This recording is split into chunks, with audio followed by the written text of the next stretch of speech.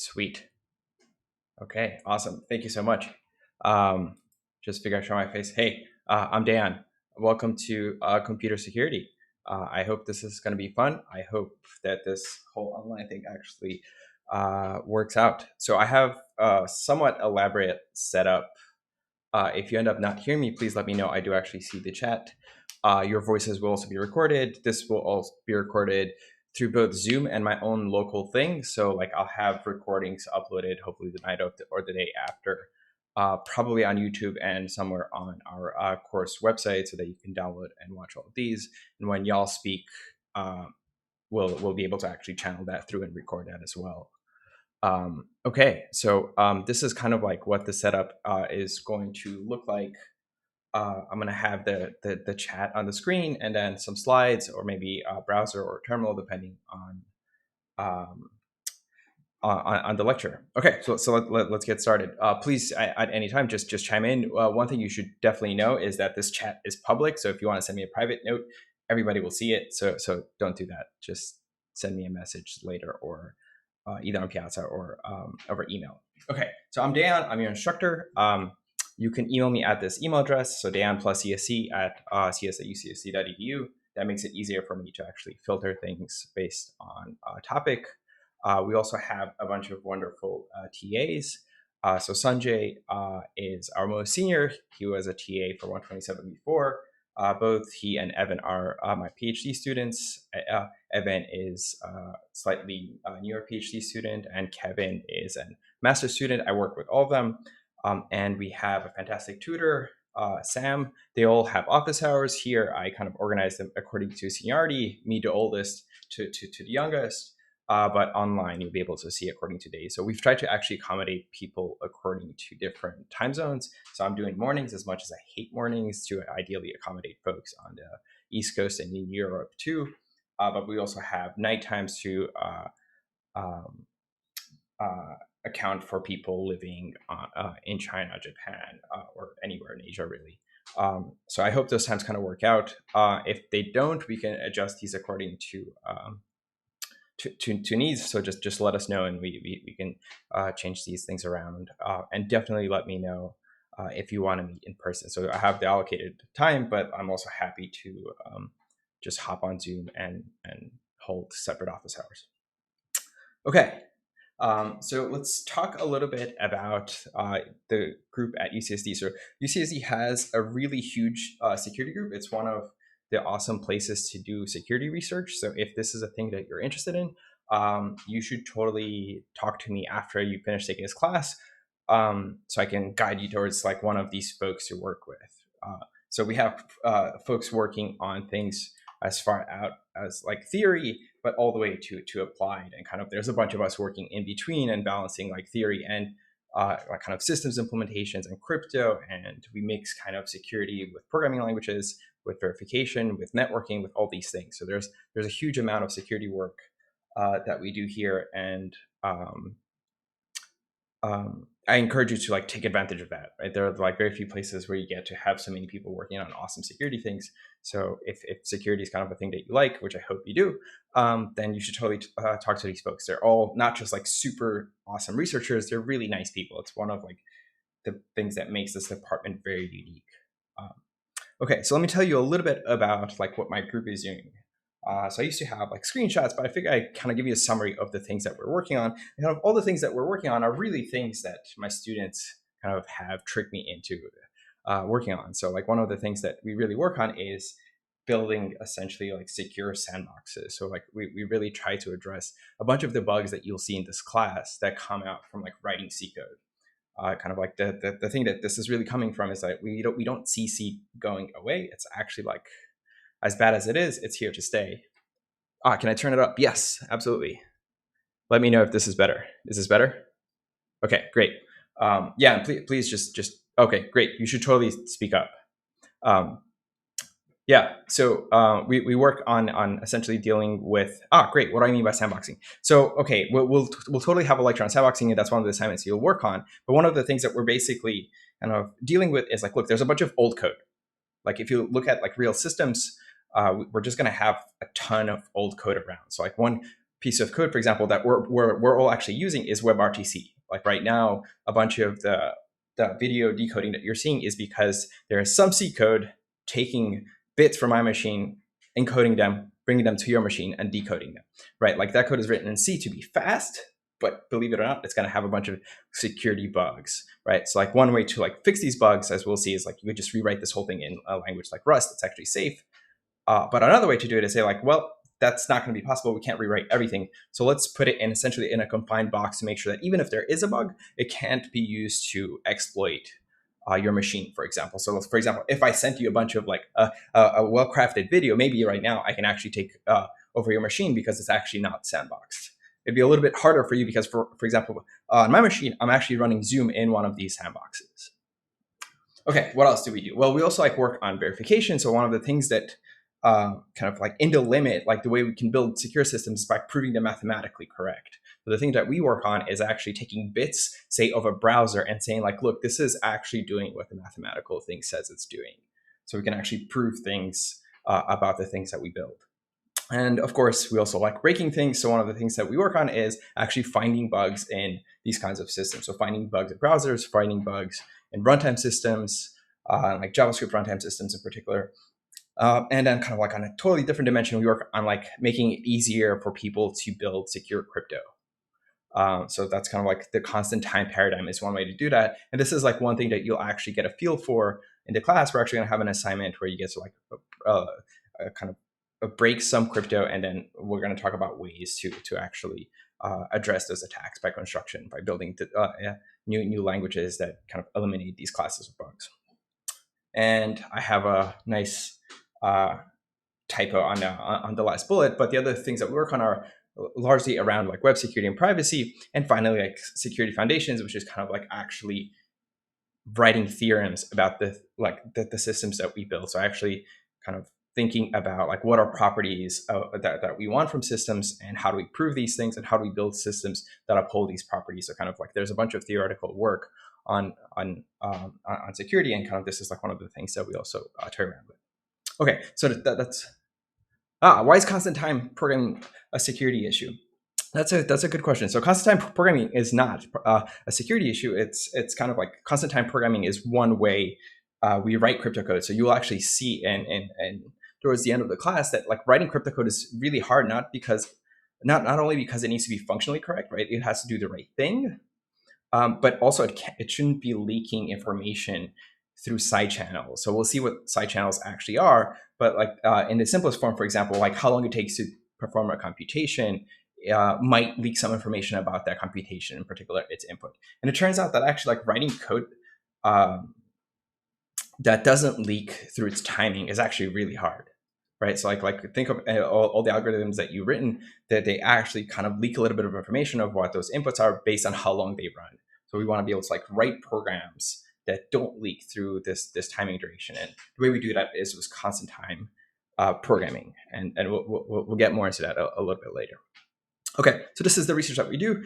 We like having real world impact. So for example, we work with the Firefox team at Mozilla to actually deploy this stuff in browsers. So one of the things that we recently did was actually take our RLBox sandboxing framework, put it into Firefox, and started sandboxing libraries. So if you're using Firefox, a bunch of the libraries in your browser are actually sandboxed thanks to the work that two of my students were doing. And at some point, I actually had a startup. So if you're interested in startups and how do you build a security-centric startup, I'm happy to talk to you about that. That's also like another kind of interesting direction besides open source of how you can try to get or have impact in the real world with the things that we're going to learn in this class. Okay, so what are we actually going to learn in the class? We're going to kind of just take a sample of essentially classical things that we think are important for you to understand when you actually go into the workforce or into grad school or wherever you may actually go. So what we're going to start with is actually developing a security mindset. Kind of how do you actually think as like an attacker, and how do we think about security? So what are the principles? How do we actually model threats, and how do we build secure systems? Knowing these kinds of things, knowing what the principles are.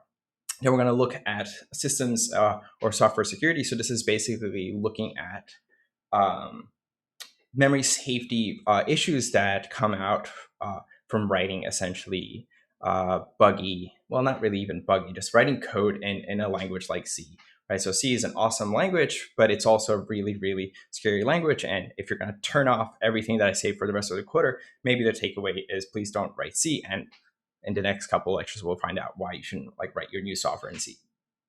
Okay, so after we look at systems or software security, we're going to look at web security, then network security, a little bit of cryptography. In fact, we're actually going to do a little bit more this time by getting you to actually build some parts of TLS in this like slightly prettier language that we're working on. And then we're going to talk a little bit about privacy and ethics. How about C++? We're going to do a little bit of, yes, so C++ is as unsafe as C. It can be slightly better because you have the type system to help you a little bit more. But if you can avoid it, I would go with a language like Rust if that's what you need, or a language like Go, or like honestly, even sometimes JavaScript, but that has its own problems. So if you can choose a language, maybe choose Rust for now, or Haskell. I really love Haskell, and I can talk for hours about like why you should write everything in Haskell. Okay. And we will actually like write a little bit of C++ code. So if you don't know C++ or C, I recommend kind of just brushing up a little bit. You don't need to know a lot, but you do need to know, or you do need to be able to actually like write a little bit of C code. So if you haven't done a C programming class, please let me know, or just start like looking for stuff online. They're not super intense programming assignments, but some boot up is probably required to actually understand the assignments. In particular, like we get into like gnarly parts of how C is actually implemented and how you'd exploit that as an attacker. So if you're in that boat, let me know so that we can try to get you up to speed. Okay, I'm happy to add different topics if something's particularly interesting. We may have time at the end, depending on how things actually go, to talk about things, or like we can replace one of the lectures with something else that you're interested in. So if you're into that, please let me know, and we can do that too. Okay, so what are the goals of the class? Well, they're twofold. So the first thing that we want to do is we want to get you thinking critically like an attacker, right? So how do you actually reason about threats and risks? How do you balance security and other trade-offs, right? So how do we balance security with usability? How do we balance security with costs?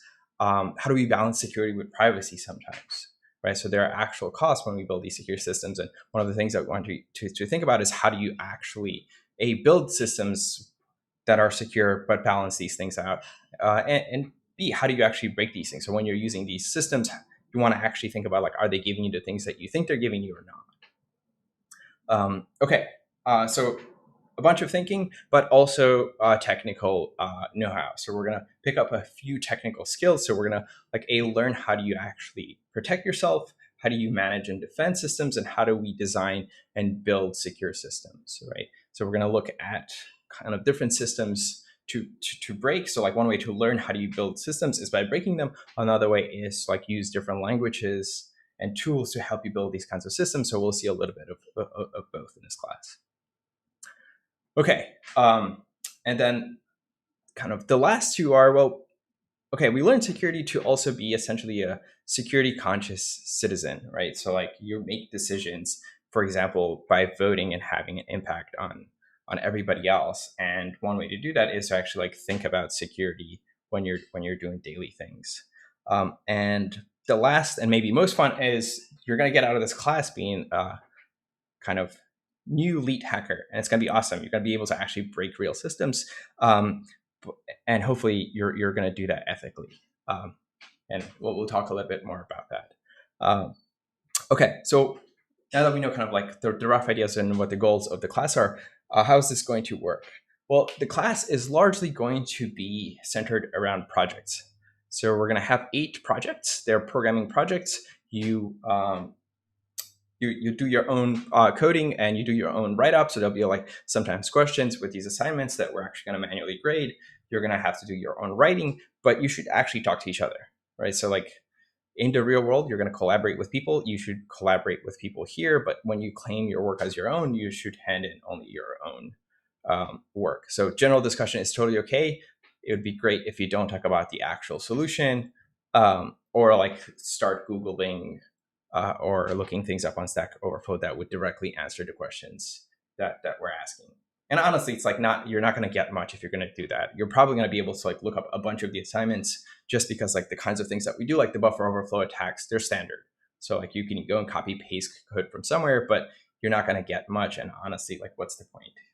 Like they're not so time consuming that you can't do them. And if you hit that point in your life where you're like, I really don't have time to do this, just let us know and we can try to work with you on deadlines and things like that to make sure that you can actually get something out of this other than, a grade.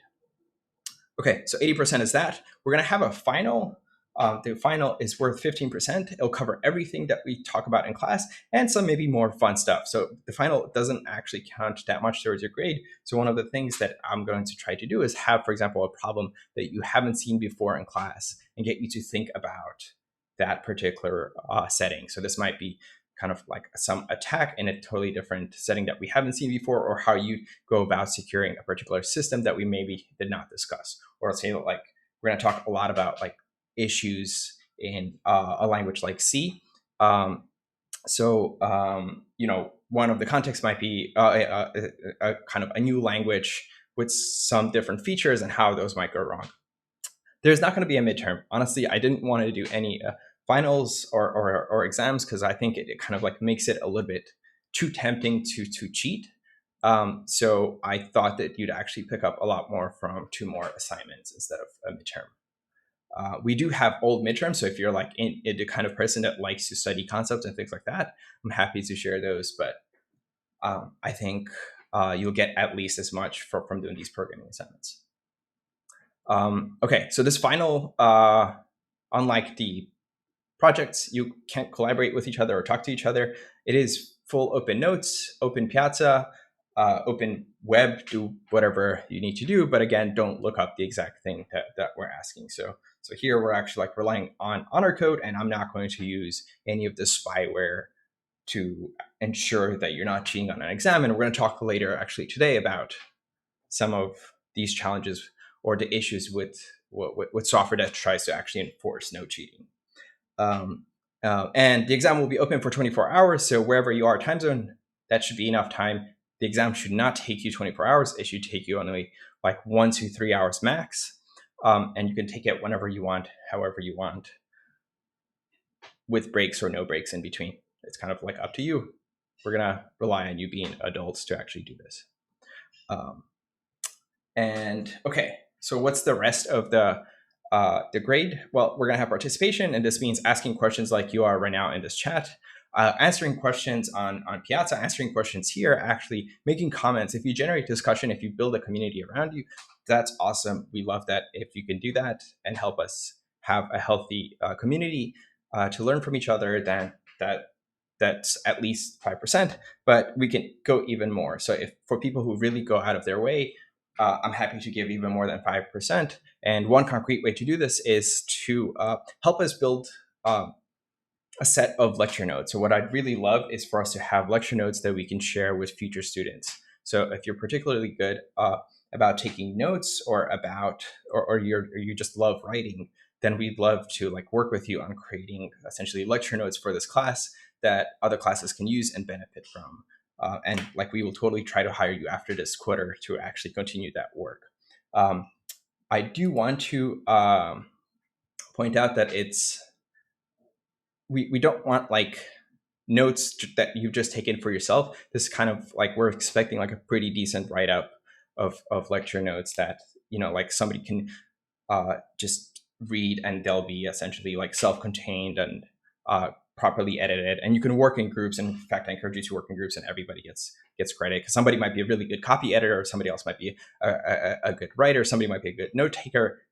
There's three people that could be awesome. Would you be looking at a set of typed up notes or open to any format? So ideally, what we'd really like is notes typed up in LaTeX, because then I can go edit these, and essentially like we can turn this into like a mini book for future classes.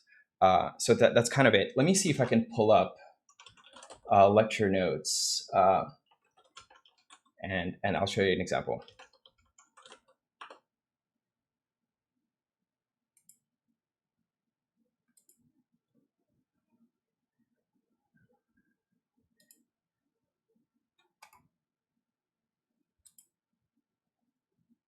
There we go. Okay.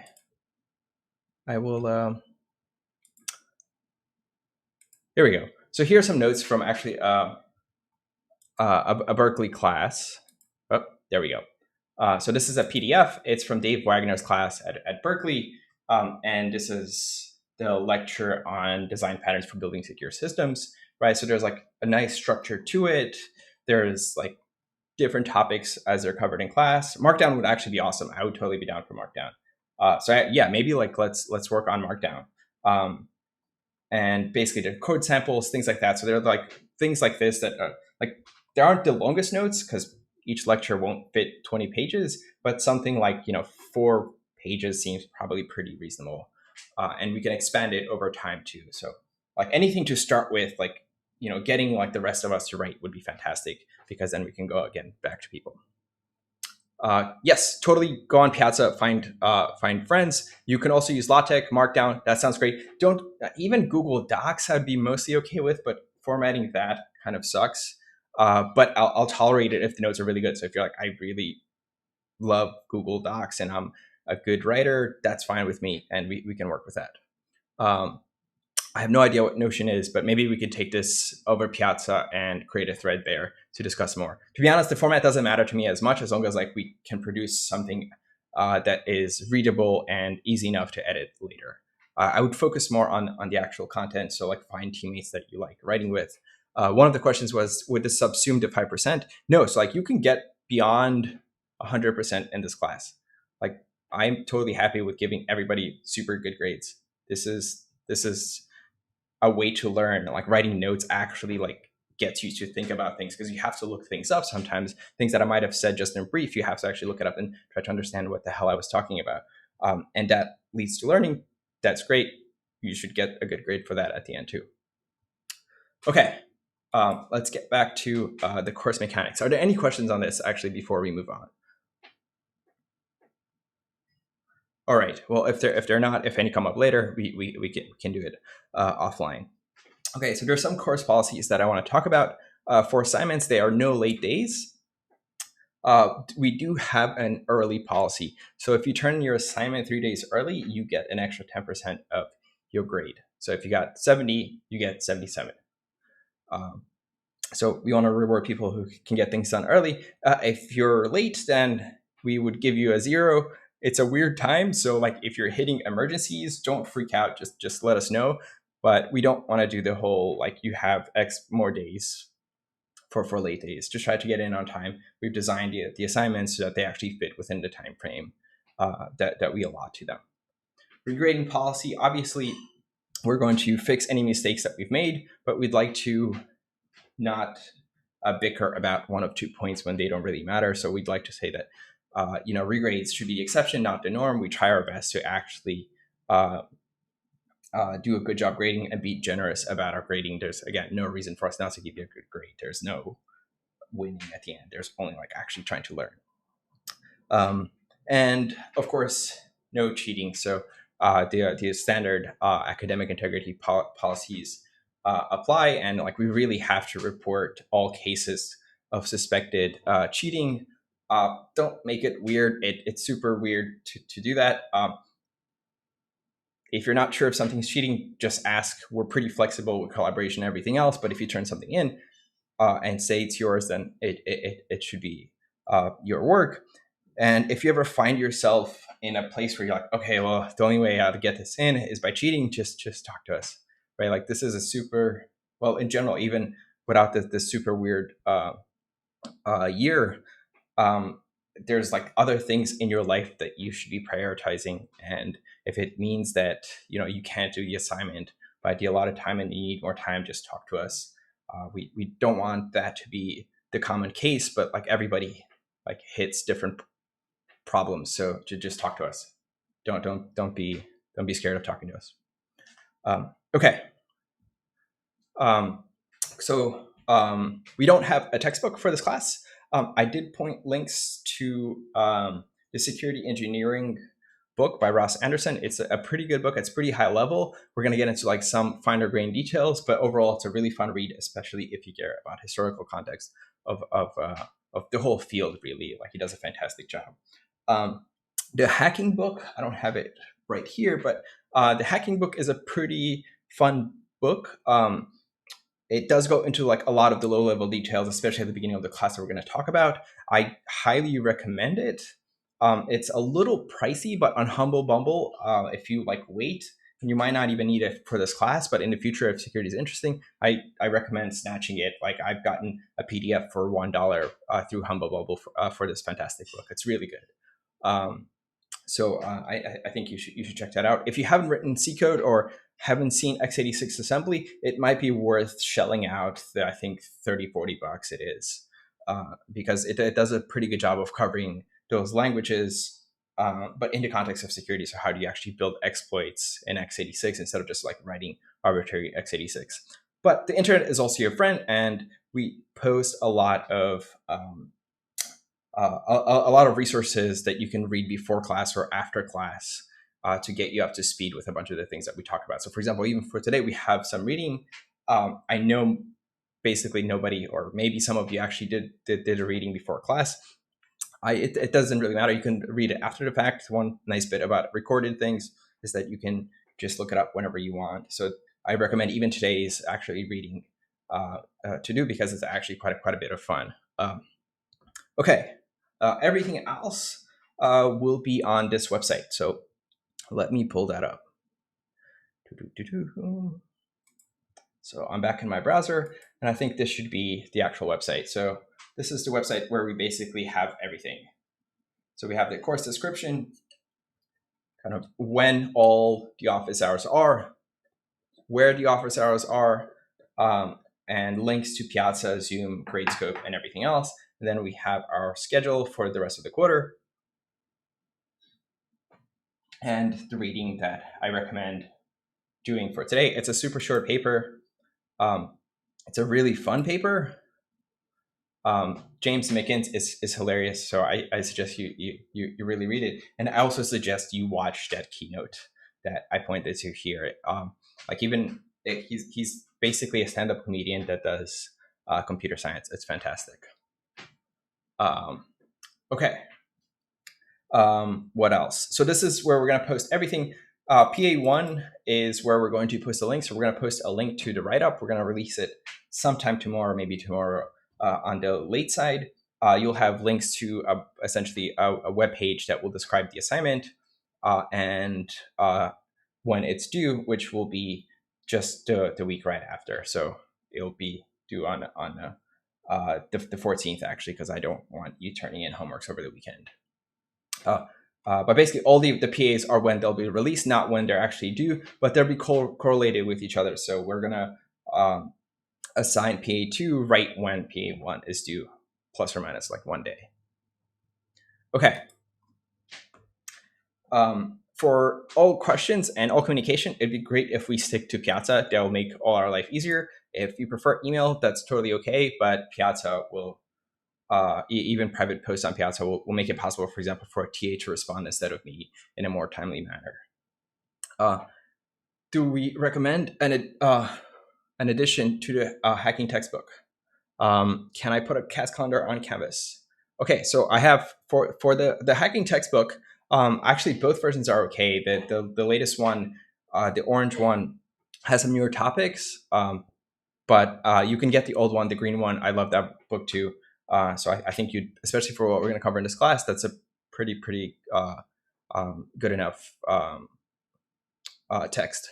Can I put a class calendar? If you give me an ICS to put up, yes. Otherwise, no. This calendar is generated automatically from Markdown. So if you do Control U on this page, you'll see it's actually, I'll just show you. It's actually pretty cool. It's just Markdown, and it generates the calendar for me. I try to keep these kinds of things simple, but if you have a calendar invite, that would probably be useful to other people. Okay, for the 3-day early assignments, is that mainly for people who are already pretty knowledgeable on the topic, or could most students? I think most students can actually finish ahead of time. Honestly, looking in the past couple of years of how people did on these assignments, most people got almost perfect score. So I wouldn't be overly worried about it. So will the assignments have a deadline 1 week after and an early deadline 4 days after release? Sometimes, yeah. So like the first assignment, for example, should probably take you like an hour.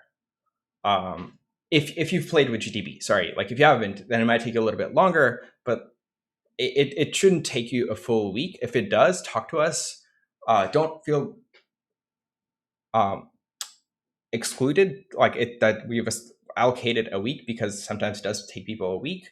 But if you find that you need more time, just let us know, because we can also like adjust that. So it's possible that we've misjudged how long it would take. Especially, I have no idea. This is my first time doing this class remotely, so and you're all remote, so like things are definitely different. So if we need more time, we can change this.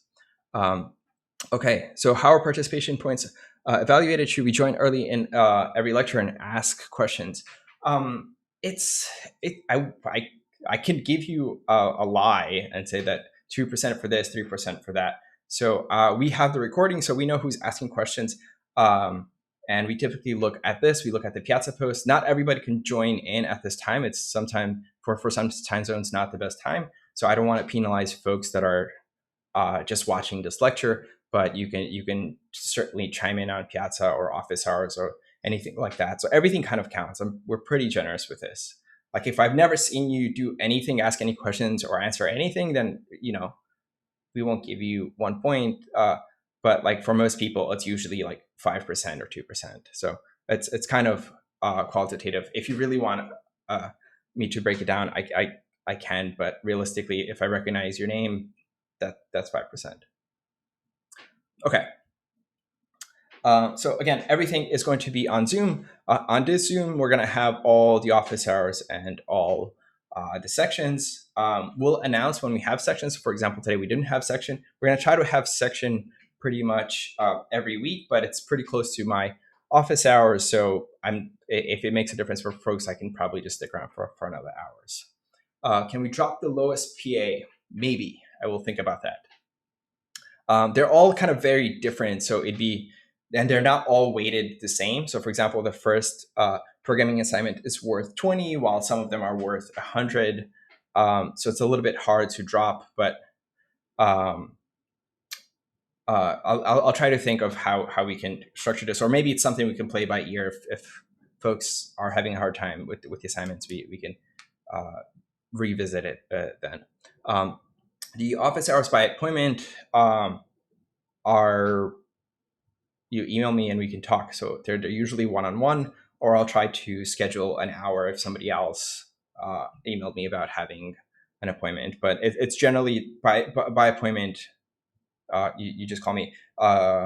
We can set up a private thing. But the normal office hours is we're going to be on Zoom and we're all going to talk to each other, and it's hopefully going to be awesome. I might try a different platform for office hours where you can all join in on according to that week's homework.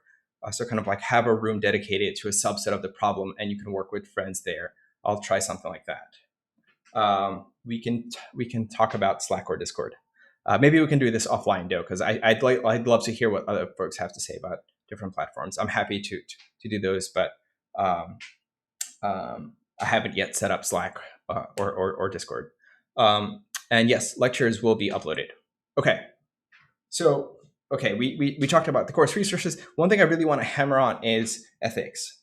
So we will actually be discussing and implementing real-world attacks. These things will work, right? So we're going to talk about how systems deal with these attacks, but there will be a bunch of systems that you can find online that will be vulnerable to the attacks we talk about. You would be able to take over those machines. Using these techniques in the real world is unethical and would likely violate some policy or some law. And for example, like there might be parts of our course assignment infrastructure that you can probably exploit. And that would also, like, the way we defend against it is we say there is a policy, don't do that. If you do that, then that's an academic integrity violation. We could build a more secure system, but then I'd have to spend quite a bit more time designing these things. So what's the thing to do? Well, you should be an ethical hacker, right? So we're going to train you how to actually attack systems. But a bunch of times, the thing that's going to stop you from doing harm is ethics, right? So like respect human privacy and property rights, right? Respect other people, right? Like be excellent to each other. And if you're like really itching to hack something, then do a capture the flag. So if you don't know what that is, just look up capture the flag hacking competition or something like that. Google's capture the flag is apparently pretty cool. There's a bunch more. There are a bunch of really, really good ones. We're gonna even have one in this class for the web security assignment, but there are a bunch of other capture the flags tailored to different styles of attacks. So just look at all of those and play with that. And like I think we actually still have a capture the flag team at UCSD. If not, revive it, talk to those folks, and I think you'll have a lot of fun. Okay, so what might some laws be? Well, one of them is the fraud and related activity in connection with computers. The CFAA, if you might have heard of that, is a subsection of this, or there's an extension to this. But the law basically says that if you intentionally access a computer without authorization, or you exceed authorized access and obtain different kinds of information, this is a punishable offense. It's a fine under this title. It's a fine, or it could also be imprisonment. Right, so it's pretty complicated. If you look at the actual law, right, like it keeps going, right? This is already too long, and the general approach to life should be no lawyers. Like whenever you have to involve a lawyer, you're already dealing with more things than you really want to.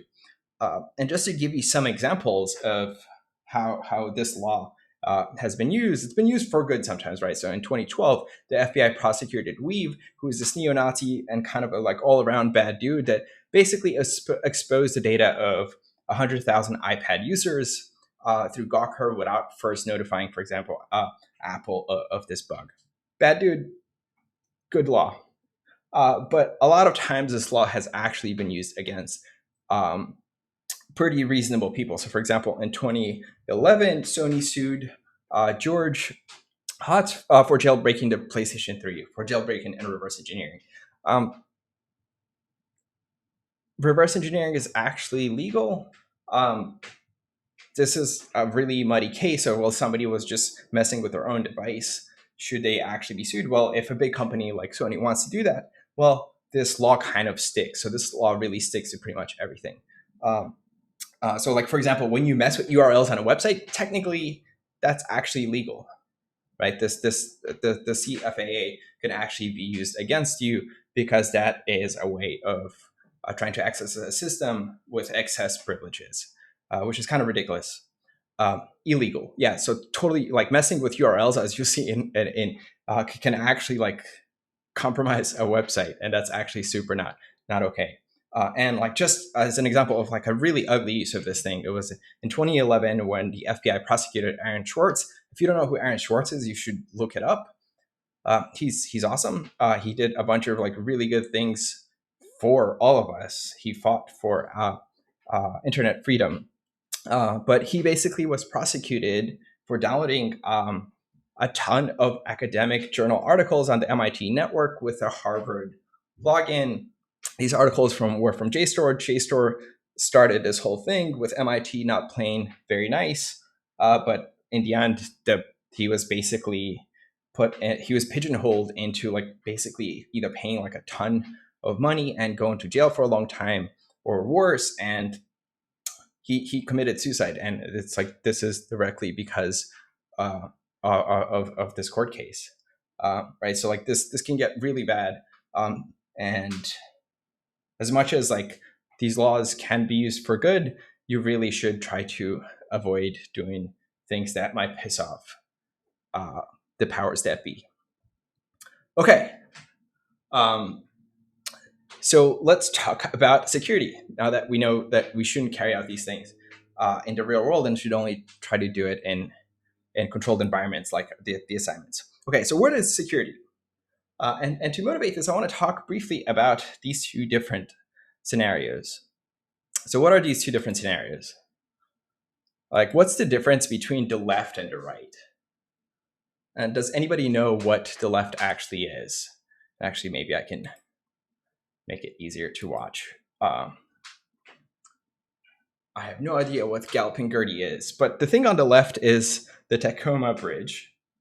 And the Tacoma Bridge, it was swinging and then collapsed. Yeah, exactly. So it collapsed because of wind, right? This thing was not properly designed to sustain certain kinds of winds. What about on the right? What's going on the right? Does anybody know? Ah, okay. It is not a nuke. Nukes are even scarier. But yeah, the thing on the right that's happening is we have a bombing, and this is a World War II bombing. And what's kind of different between these two settings is, well, on the left we have a bridge. This bridge should have been designed to sustain certain winds, right? And winds are things that don't act necessarily with malice. But on the right we have planes that are actually bombing, right? So like when we think of bridges, we're not actually thinking of bridges designed to sustain bombings, right?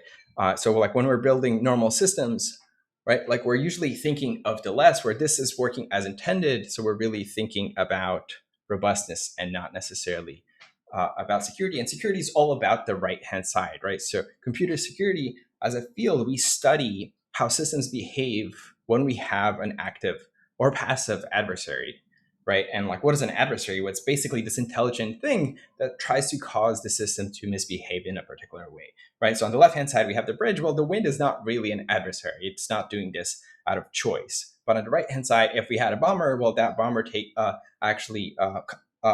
bombing a bridge would totally cause it to misbehave. But you know, we weren't designing systems necessarily with that in mind, but we should be thinking about those kinds of things.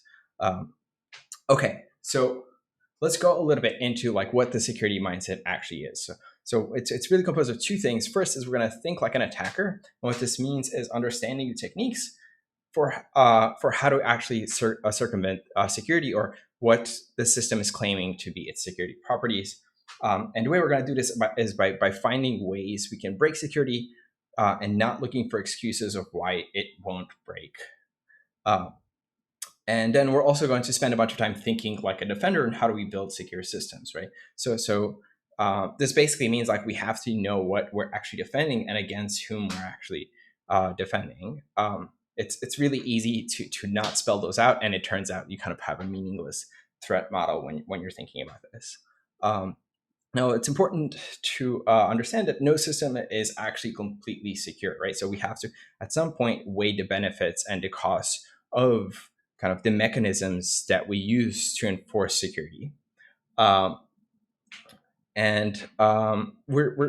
like, you're sometimes, I don't know, I guess like we've had employees at my startup where they started just as developers, and then we trained them to think like attackers, or just develop the security mindset. And sometimes like when you're just picking up this mindset, there's like this paranoia that everything is totally screwed. And then you're going to like put on this paranoia hat and try to build secure systems against unrealistic attacker models, right? So for example, like you really want to get out of this mindset because you're really going to hit this benefit versus cost curve in a way that's not actually necessarily helpful, right? So like if I want to kind of like bring it back to the previous slide, well, we don't build bridges to sustain bombings, right? Like that's not our attacker model. That's a pretty reasonable thing to do, right? Like what would be the downside of trying to build bridges that sustain bombings? Can anybody? Yeah, exactly. It would be so cost. I don't even know how you do that. Time, energy, everything. Yeah. So, and it's not necessarily like effective, right? Like if we bomb the bridge, then we can bomb the thing next to the bridge. That's not always the case. That the bridge is the most important thing. Okay. So, what's it like to think like an attacker? Well, the simplest way to put this is we're going to look for the weakest link. And this usually comes down to when we build secure systems, we make some assumptions about the attacker. And basically, the easiest way to try to break a system is, well, figure out what are the assumptions of the system, and then go through that list and see, is that a reasonable assumption? So, for example, when I'm looking, I don't know, at say attacking a particular system, right? Like let's say it's a web application. So we have a web application, which is, let's say, web app. This is usually running on top of some runtime, right? Which is running on top of some OS, which is maybe running on top of some VM, right? So kind of, this is a pretty complicated system at the end of the day, right? Like if all my efforts were on assuming a web attacker, right? Like if we were attacking this thing and the system designers just thought that the only way you can attack a system is by sending it HTTP requests, right? So this is pretty common, right? We build web apps. The thing that we think about is HTTP, not necessarily the things below. But they totally forgot that like this bit like might have other processes running on the OS, like your database, and your database is just exposed to the network directly, right? So like if you didn't lock down all the other processes on the system, then I could essentially like just attack you slightly below the thing that you thought you were getting attacked at. Right, so like this is kind of like a recurring thing. So like always look at the assumptions and try to see if they're actually valid assumptions. And when you do this, you have to actually think outside the box. So that we'll have system descriptions and assumptions spelled out, but you're not actually constrained by the system designer. As an attacker, you have a wider surface to work with, and you should totally take advantage of that, right? So, like if we look back at this, right, like as the designer, we'd be constrained to the HTTP level attack, but if we think outside of that, well, maybe we can just attack a different process on the same machine. Maybe that process is more useful, right? So if you look through like a bunch of the data breaches, a lot of them aren't actually happening at the HTTP layer. A bunch are happening because somebody forgot to either put a password on the database or hide the database from the public network. And it's just there on the public network. And that's one way in, and you get all the data. So you totally bypass the intended interface, which is the HTTP interface. Okay. And what I want you to do is I want you to start actually practicing this mindset. So whenever you actually use a system, whether it's a web app, whether it's Zoom, whatever it is that you use, whether it's Doors, think about what these systems, what it means for these systems to be secure, and how you might go about exploiting these systems or bypassing the security mechanisms that they have in place. Okay. As one example, I have here a photo, and I forget exactly where we got this photo from, but basically, let me see if I can fade in. What's going on here? There is one of those, I forget what they're called. They're meant to stop you from driving your car through here into, say, this slightly better parking lot, or actually the other way around. Right. So this thing basically goes up and down only if you have the right key card to get past it. What actually happened? Well, pretty much this was a nicely intended security mechanism, but everybody else just kind of drove around. And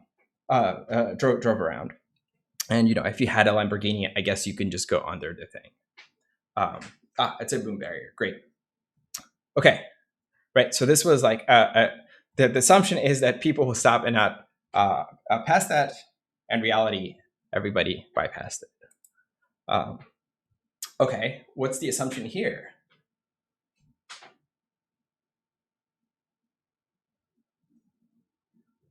Right. So like we're assuming that like if you have the secret code, you'll type it in and nobody else could get in. Well, it turns out the material of this particular lock is not so great. And over time, the oils from fingers are revealing which combination of keys are. Right. So like we know that it's 1, a combination of these. And as an attacker, I don't have to go and write out every possible 4-digit combination. Now I can reduce the amount of time it takes to get past this door from a full day to a couple of minutes at worst, or just have a master key. Yeah. We'll talk a little bit about that. So let's go through some exercises. So how would you break into the CSE building? And I guess I can try the breakout rooms, but have y'all tried the breakout rooms? Are they actually useful? All right, there's a bunch of great notes. All right, so I'm going to read some of these because they're pretty awesome. All right, so great. So we're gonna wait for someone to open the door. Is definitely my first try. So this is actually a pretty interesting one. So that's tailgating. It's great. That works all the time. Yep. Same. Wait for somebody, for someone to leave. Just get in before that. Ask me to open the door. Yeah, that works actually. Start a fire and wait for people to ring the alarm and come out. That might work against you. No, not cool. Text a friend with a login code.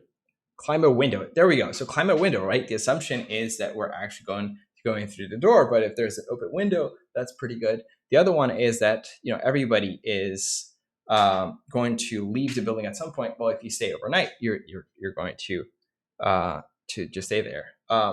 Yep. So a thing that we've seen is basically that people just put trash can next to the door and leave it open for other folks. Ask anybody to let you in. That's basically social engineering, right? So on and so forth. So the list goes on. Okay, so let's now go to a slightly different scenario, and this scenario is maybe a more timely one. So there are a bunch of people protesting. How would you identify who was at the protest? GPS data. Instagram. Yeah, great. Okay. Check social media, facial recognition. Find people who posted they were there. Yeah. Okay, great. Right. So there are a bunch of really good ways to do it, right? So one really interesting bit that's coming out is people, when they go out, they carry their phones, right? If you have your phone, one thing you can do as say the police is you can set up a fake base station so that my phone would connect to it if I'm there, and then my phone has an ISMI number that would register with the base station, and that would bring it back to like it was this particular phone that was connected to the space station. Because the space station was like physically here, I'm able to locate people there, right? Okay, how would we do it with the Instagram and a bunch of the social media that you mentioned? Well, okay, if I'm wearing a particularly identifying say shirt, then one thing that we can do is we can go start crawling different social media posts to see if that shirt reappears somewhere where I might have bought that shirt. Then I'll send, say, a subpoena to the store that sells that shirt to see who bought that shirt that might match my particular description, right? Face recognition is a huge other one, right? So at least until recently, San Diego, for example, had the cameras on the street that would actually be able to do all kinds of interesting well, I don't know if they were able to do face recognition, but at least gait, and they would be able to get some reasonable footage of people walking by. So they would be able to actually track you. But face recognition is interesting because that, again, would kind of tie you back to your social media post. If I have a pretty clear photo of your face, I can go then look you up in these private databases or even on Facebook directly. But there are definitely like a bunch of companies that, for example, do exactly this. They take social media images and they index it according to people so that they make it easier for certain people to look up different people in different settings, right? So this is actually it's actually pretty tricky. So if you were trying to actually protest, doing it without leaking information about who you are is actually really hard, in a way that without stashing your phone leaving your phone at home or without, like, everybody dressing uniformly. It gets pretty tricky pretty quickly. But they are like your attacker models, right? Like somebody that's actually pretty powerful. If I wanted to identify you as a regular person, that gets pretty hard. Like I don't have the exact techniques to set up a base station. You kind of could, but it's not that easy. Bluetooth might be an easier one. Like we all like leak Bluetooth signals, so it is somewhat doable, but much harder. But like under a slightly more powerful attacker model, it's something pretty doable. Okay, let's go to another scenario. So how would you steal my email password? Right. So record my keyboard sounds. Okay, that's pretty interesting, right? So like one of the things that has been demonstrated is actually like the way people type leaks kind of the actual keystrokes that they type through just sound alone. Or like, so like you actually get to hear me type, but if you're on my local network, you might just actually see me type my password over the network. So the traffic pattern can also be correlated with the kinds of things that I would type. So like let's look at some of the other suggestions. Okay, so use a keylogger. So keylogger is a program that would record my keystrokes whenever I'm actually typing it. So somehow you have to have convinced me to install a keylogger. Another one suggestion for doing that was to use phishing, which is basically sending me a targeted email that would convince me to download a particular piece of malware or like exploit bug in my browser to install this malware. The cat photo link might just actually work. Okay, let's see what else. Hack Netflix, use same password everywhere. Okay, great. So actually this one really wouldn't work against me, but surprisingly that works against a lot of people. People reuse passwords and just getting one password, and you might get this one password from like a database dump, and you'll be able to actually use that to get to a bunch of their other accounts. Yeah, exactly. Great. All right. Let me see. Cookies. Keylogger. Right, so Chrome actually saves all my passwords. If you could get to my Chrome passwords, that'd be true. Luckily, I use Firefox and a different password manager. But close. All right. Yeah, these are all great ideas.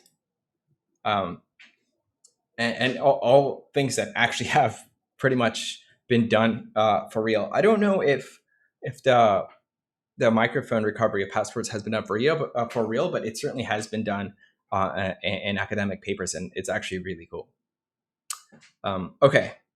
Now, I guess a question for you is, what systems do you interact with? And let's maybe actually spend a little bit of time thinking about how we would break those assumptions. Yeah, locks and doors. Okay, so locks and doors are pretty great, right? So like, give me 1 second. I will be right back, and I'll show you one way to break locks and doors.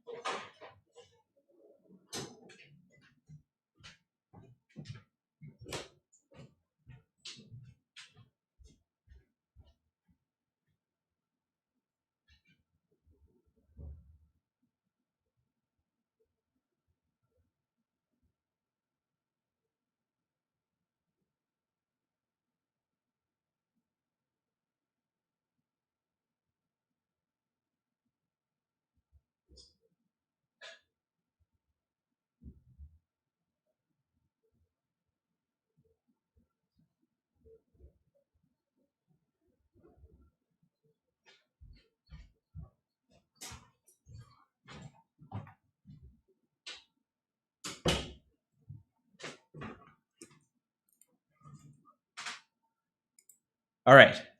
So locks and doors. These things work really well against locks and doors, right? So we just need lockpicks. Get a bunch of lockpicks. It's actually not too hard to break, to pick most locks. The one in the CSE building is actually pretty decent. That one's a little bit harder, but for a lot of them, it's pretty hard. Bump keys. So those are like special keys that are cut with a particular pin, a particular set of pins, and then with a hammer you can open pretty much any door. Great. What else? Airport security. Let's not do that one. We don't want to draw attention. LastPass. Okay, great. So okay, let's take a LastPass. LastPass is actually pretty interesting. And airport security. Airport security is actually pretty interesting. Let's do both. So let's do airport security. So what's the assumption there? This has been bypassed too. So how would you go about that?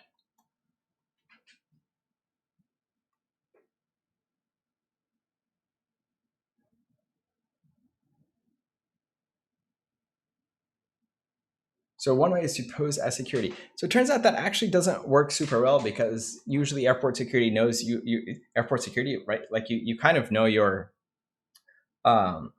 colleagues, right? Like one thing that has worked in the past is people have just printed, and this is back in the day when we didn't all use our phones to get past security, but they used to print out a plane ticket, and right, you could just print out your own with particular destinations and whatever you want, make it look like a legit one, because the barcode at the end of the day is just encodes a bunch of information. So people used to actually do this. Okay, so there are a bunch of like different ways things have gotten more intense, but right, exactly, like falsifying credentials is basically the way it is. Okay, what was the other one? So LastPass. Okay, so LastPass is a password manager. How would you bypass that? Right. Okay. So the goal is, okay, LastPass has a master key that's used to encrypt all your passwords, right? And then, like, let's say in your browser, actually, I can just show you what my browser. So I don't have one LastPass. I have where is it? I have the OnePass extension, which is again just a password manager, right? So like you could use LastPass for one password, but one way to try to actually break the assumptions of these systems is that they interact with a page, right? So like when I use a password manager, the password manager populates, say, the username and password field on a particular website, right? That's kind of like the point is we don't want to remember password. They will actually try to populate these things for us. Now, in order to do this, they need to actually read what's on the page to figure out where is the username and password field. And they need to kind of special case it according to different websites. Not all websites are exactly beautifully designed that would make this an easy thing to do, right? So like if I'm a malicious person that wants to get at your LastPass or 1Password credentials, or just get you just steal some of your passwords by getting it to auto-populate fields on my page, I can potentially craft a malicious website that would essentially exploit a bug in the LastPass extension, causing it to actually exfiltrate some of that information. And this is not just LastPass. This could be the built-in password manager, right? And this has been done actually quite a bit over time. So there are a bunch of papers written about password managers having these kinds of bugs. LastPass definitely has had bugs like this. I'm not sure of 1Password, but kind of like the recommended thing to do if you're worried about these kinds of things is to not have it as an extension, because that would mean that this piece of code, the extension, is actually interfacing with malicious websites, right? And that's always dangerous. So like if you were slightly more cautious, the thing to do is not use the extension, but use the standalone program and copy paste passwords between these different the browser and the password manager. Okay. Now an exercise for home, and I don't want to talk about it here, is to think about how you would steal an election. And if you need historical references, you can look at like concrete things like Berlusconi, but there are definitely things like fake news that are actually very much a security topic. It's not something that I'm an expert in, but there are a lot of groups looking at things like fake news and election security. And in fact, like if you're curious about this, I posted a link to a panel from this year's Usenik Security, one of the top security conferences on election security. So if that's the thing that you're interested in, like I suggest you look at that, and then like look at how security experts that work in this field are actually thinking about this problem and what different countries have done to do this. Okay. So now let's context switch from thinking like an attacker to thinking like a defender. Right? So as a defender, there are a bunch of things that we have to keep in mind when we're building systems. Right. So like first, the thing that we need to think about is the security policy, right? So what are we actually trying to protect? What are the things or the assets that we're trying to protect? And what properties are we trying to enforce, right? So kind of like the way to think of this is almost like, well, okay, how are we going to protect the assets that we want to protect? And that varies according to, well, those assets, right? So if it's like secret data, well, how I might prevent secret data from leaking to a destination that it's not meant to is different from, say, preventing you from cheating on an exam online, right? And the way to think of this also, like that alone is not enough, right? Like we have to think about like, well, who's the actual attacker, right? So what are the capabilities of this attacker? Like that might be technological, right? So they might be, like you'll have a different class of attacker. So like somebody working for the NSA is a very different attacker from a script kiddie or somebody coming out of this class this quarter. So like you as an attacker this quarter is going to be very different from you as an attacker in 5 years, right? The level of expertise is very different, which means that the kinds of tools that you would use to actually carry an attack are very different. Right. So like what are your capabilities? Like maybe you have like a ton of money that you can pay people to do this for you, right? That's like a completely alternative approach, right? So like there are plenty of pretty messed up nation states that, for example, buy vulnerabilities from people who should be disclosing vulnerabilities for lots of money. And then they use these vulnerabilities against particular groups of people. So this has been largely used for evil, sometimes for good, but mostly evil. And then, okay, when you're thinking about your attacker, you have to also think about what is their motivation. Is it just to mess around, or is it to actually get some particular information? And then you really should be thinking about like what kind of attacks are we trying to prevent, right? So like we mentioned earlier, we talked a little bit about that stack, the HTTP kind of web attacker. But should we actually be thinking about an OS level attacker? Should we be thinking about an attacker that has physical access to our machines or not? Right. So all these things are like do matter, and they're things that you have to actually think about. And to Byron's question, yes, we will totally get the script kiddie certification after this class, if you want to wear that title. Okay. So we have the security policy, the threat model. So who's our attacker and what can they actually do and why would they do these things? But then we have to actually think about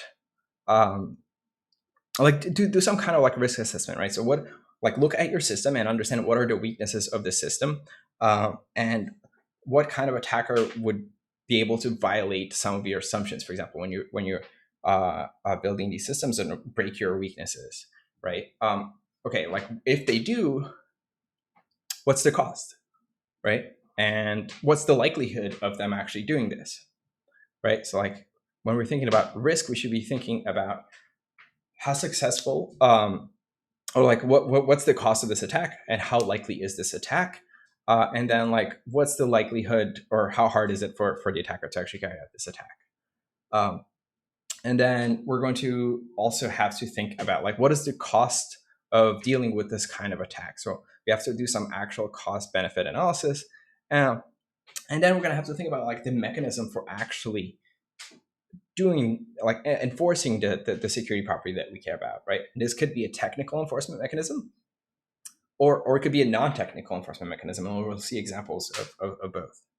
Okay, let me take a look at the questions. Yeah, so is a physical attack considered a hack or cybersecurity consideration? That's an interesting question, right? So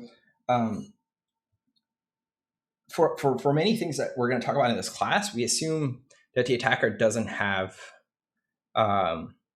physical access. And even when they do, the kinds of things that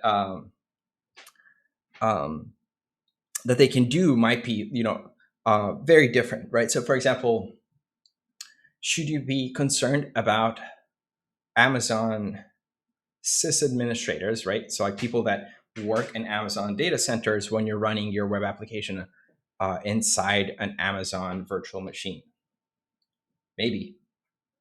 But if that's always your default thing, then the right answer is to just not, run it on under cloud, because it's really hard to deal with that kind of an attacker model. It's really costly. I think that people are actually trying to tackle this, but that kind of thing is pretty hard, right? So, like, with say physical access to my laptop, one thing you can do is called a cold boot attack, and that was actually done by Nadia Henninger, actually, who's a professor here. But basically, what she showed is that, like, you can take your RAM, essentially put liquid nitrogen on it, and then everything that was stored on this RAM, you can actually like recover if you had physical access, right? But then you have to be able to be like this really, really clever hacker. And that's not to say that this has not been done. So if you're interested in these kinds of things, the book Spycraft is actually pretty cool. It goes back to like the old intelligence and the kind of the whole creation of CIA as a techno place. So these things have been done, but we're talking about nation state level attackers. We're not talking about most things that we would care about on a daily basis.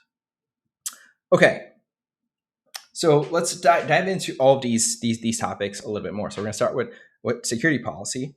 So again, like the goal of this is to try to figure out like what is the thing that we're trying to protect, and then what kind of properties can we enforce, or should we be enforcing to protect these assets, right?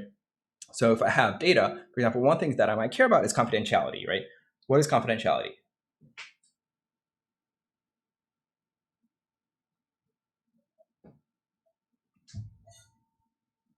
This is sometimes called secrecy, right? Exactly, right. So like I want to make sure that let's take actually the password manager case, right? So like one of the things that I want from LastPass is confidentiality, right? I want to make sure it doesn't leak my password. Right? Okay. What about integrity?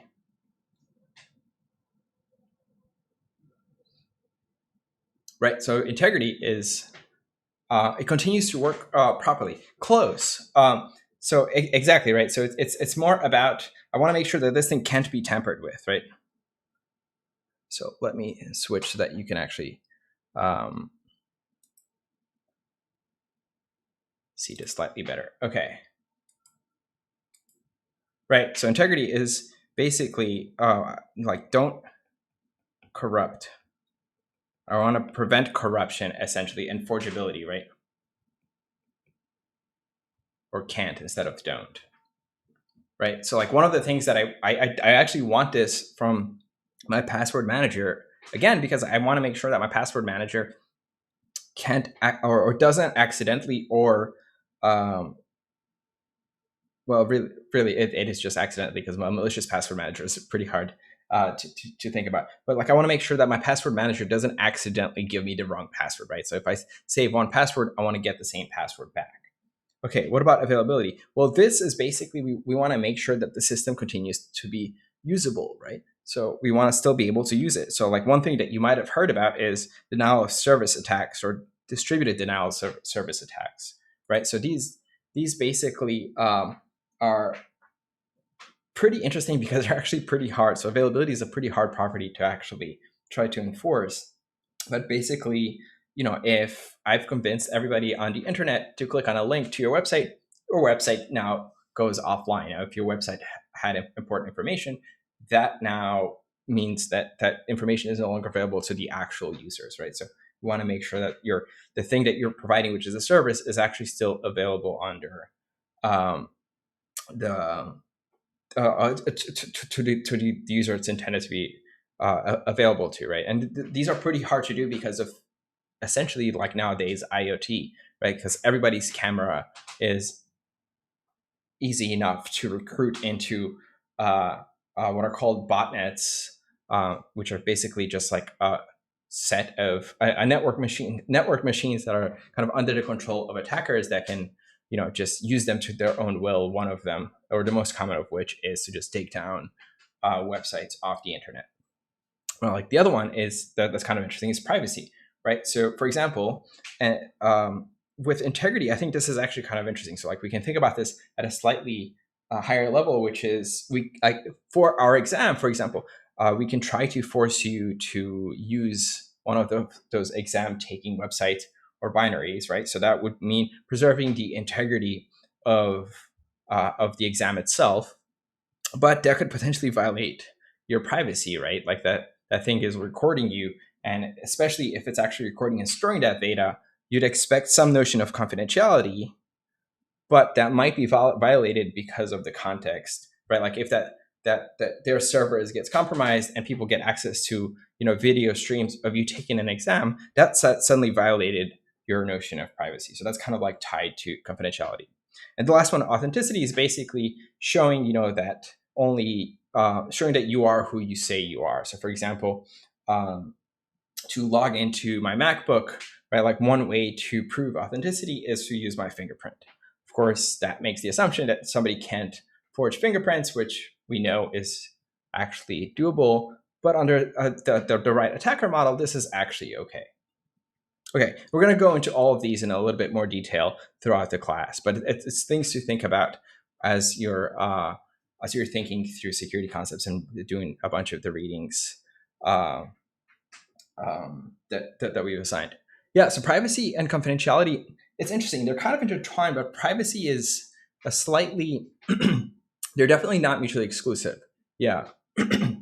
So confidentiality is slightly easier to think about. So usually when you have confidentiality, that usually implies some notion of privacy, but not, it's a little bit more muddy. So privacy kind of depends on context. So and usually it's not like full information. So for example, my browser doesn't, when I visit particular websites, doesn't tell those websites or doesn't expose in any particular way, which other websites I have visited, right? So like it doesn't leak my history to, New York Times if I go to New York Times. If it did, that would violate my privacy, right? So the way they kind of try to ensure privacy is by keeping my history log secret, right? Confidential. But it turns out that browsers expose these interesting APIs for coloring links so that you can color a link purple or whatever other color, or style it differently if you visited that website before or not. Well, it turns out that clever attackers can abuse that to leak your history. So is that violating confidentiality? Not exactly. Is it violating privacy? It definitely is, and more so because you're visiting an innocuous website. You don't expect to have access to this information. So the New York Times, we'll talk a lot more about cookies and how they actually work. Maybe we can leave that to the web concepts. Okay, so let's talk a little bit more about the threat models.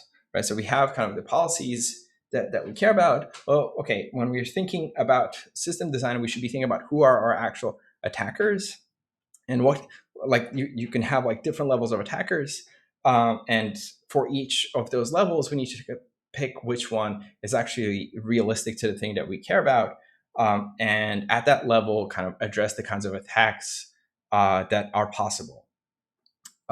Which basically means that, well, we need to make sure that there's certain attacks that we just can't or don't address, right? So like, for example, in a lot of the works that we've done, like take the sandboxing work in Firefox, right? So like we sandbox a library like, a library that shapes fonts, right? Like one of the assumptions that we make is, well, the rest of Firefox is actually okay.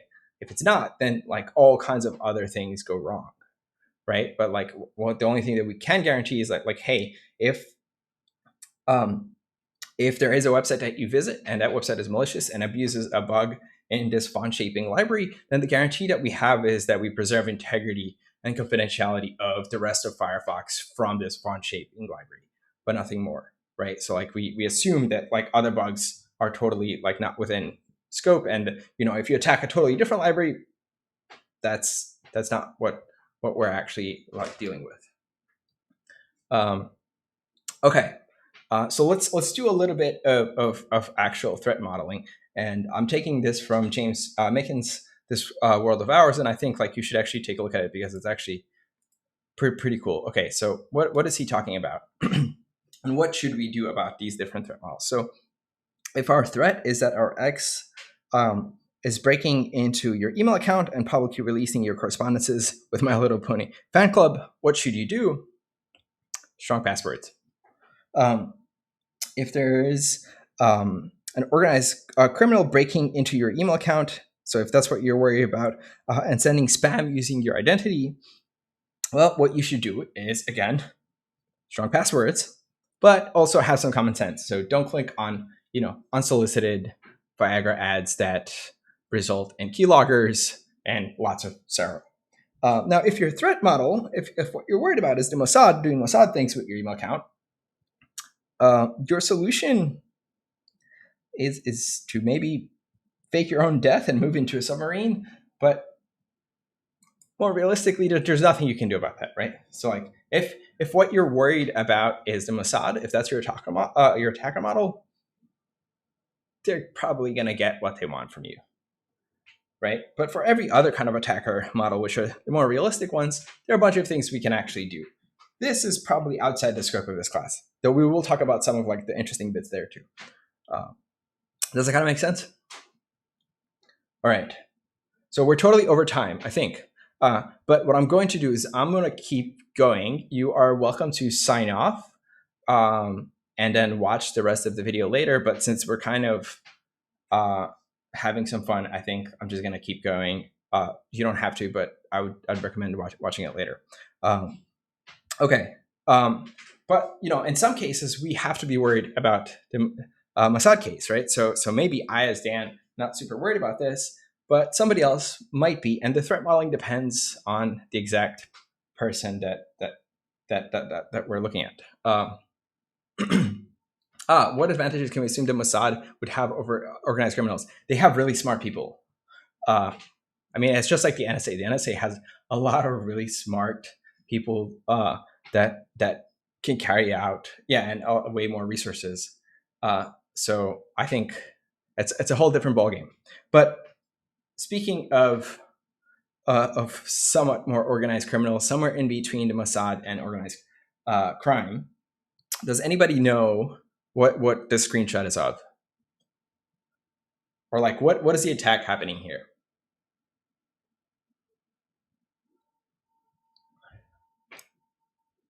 Yeah, this is a spear phishing attack, right? So like Google would never actually show you this, right? But if you get this in your email inbox, right? It says, "Hi, John.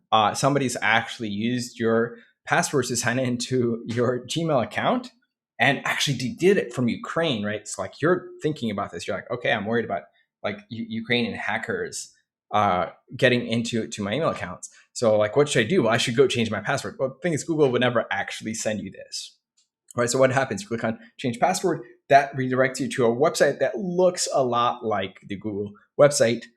You type in your password. Now the attackers have your password, right? Exactly. And like, as John Podesta, like your attacker model is the Mossad, or like Mossad level attacker model, right? And if you don't know who John Podesta actually is, I would recommend looking at this Wikipedia page.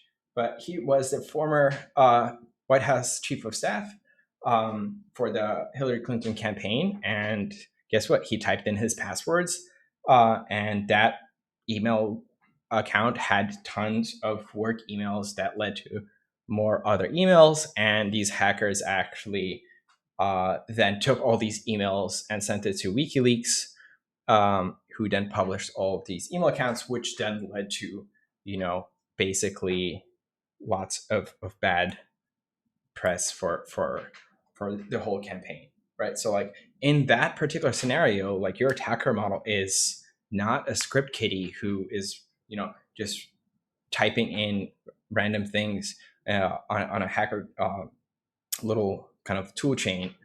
It's an actual organized group with like quite a few resources. In this case, I guess it wasn't like super hard to get him to leak his password, but you can imagine other more sophisticated attacks to work. But it turns out that still like these kinds of phishing attacks, they work pretty well.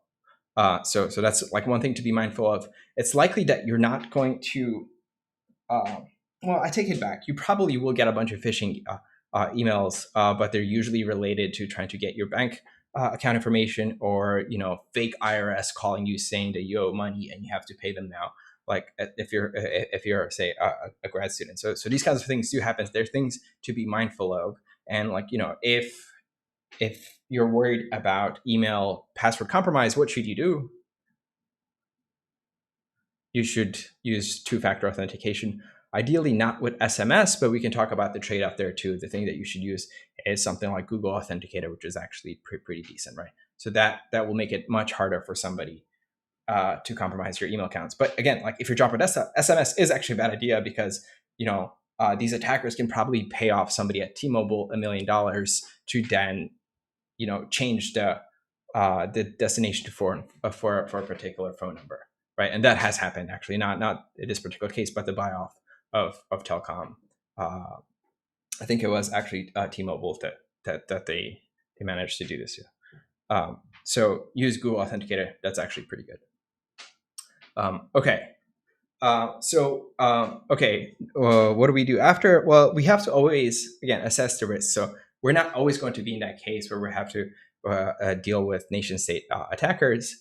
And we have to practice essentially control paranoia, right? So like even like in other cases where we have reasonable attacker models to deal with, we still have to ask the question, right? Like, what is the cost of a breach? And is that like, how do we assess that? And how do we assess the security mechanisms that we're going to try to use to deal with those kinds of things, right? So, okay, like if we think about breaches, well, what's the risk? Well, the thing that might result is we might have to actually pay up money, right? So like there'll be a bunch of like financial costs. We may actually lose a bunch of secret information that might be property.